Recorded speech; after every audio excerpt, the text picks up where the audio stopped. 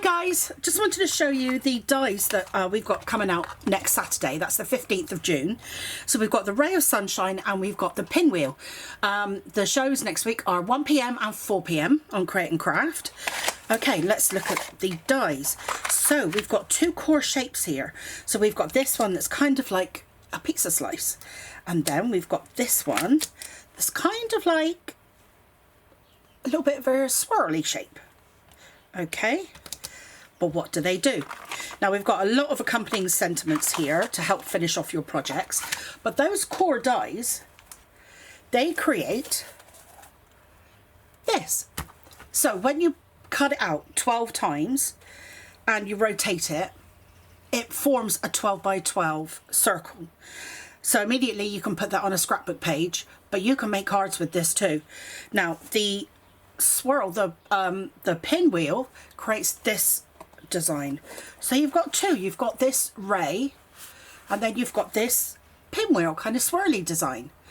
So like I said, you've got a perfect backdrop now for a scrapbook page or for card making. But how's that going to work for card making?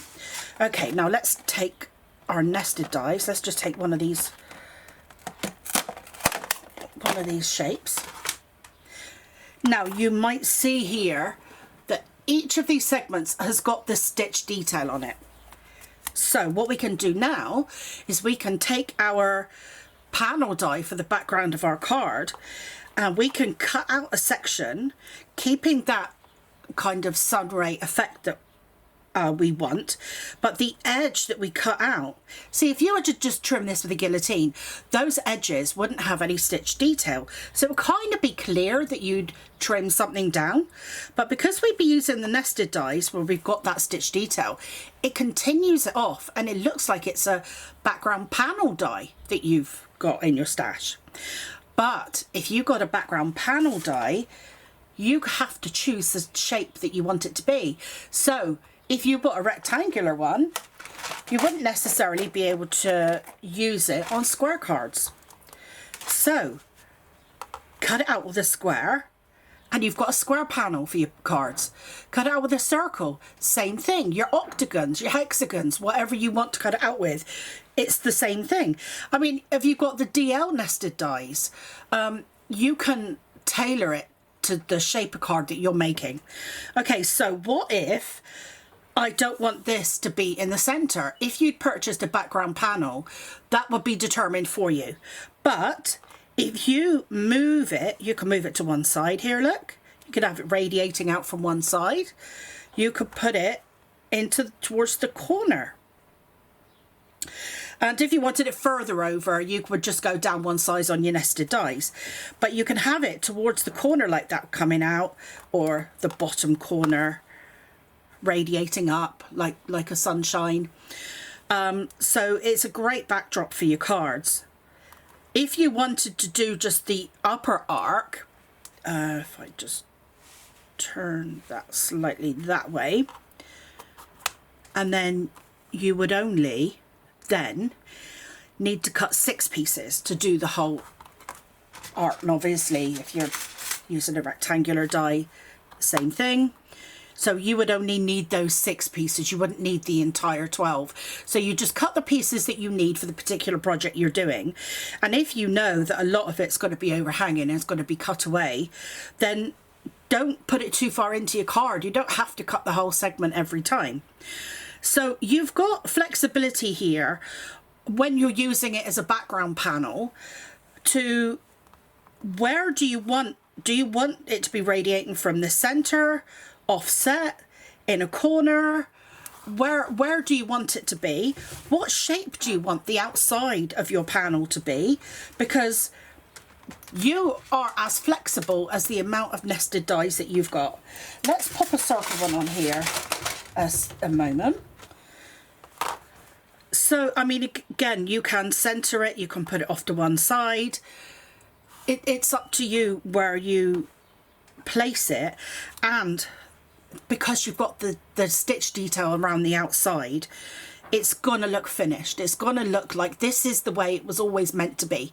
This is the way your background panel came, you know, as if it was a die cut panel, you know, that came like that.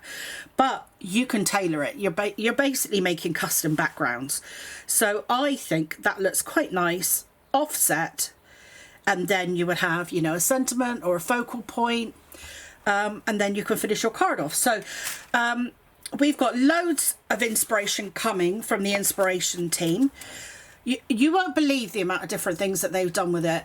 I'm kind of a little bit, I don't want to spoil any surprises, because they've actually come up with some amazing ideas. We're not just talking about just background panels like this. They've actually got it creating different objects and ideas. I've actually got one. I will give you one spoiler, because it was it's one of my demos coming up on the show. If you've got any James Bond fans in your family, then I've got a cracking idea for a you know, a James Bond 007 fan coming up. I've got a great demo coming up. Now, obviously, you don't have to just cut them in plain cardstock. If you were to, let's get a plain one here, have fun with some pattern papers. If you cut out your pieces in pattern papers, which is a lot easier than if you had a panel die, I guess, you can just cut them and piece them together, and you've got that lovely patchwork look. I absolutely love that, and especially if you're doing any kind of, you know, shabby chic makes. But start using your pattern papers, mix and match the, you know, the colours and the patterns, get that kind of patchwork look. And the thing is, because you've got stitch detail around the edge of all of the pieces, you actually do get that patchwork kind of effect. So start bringing in your pattern papers, have fun with colours and obviously your outside shapes if you're not into scrapbooking.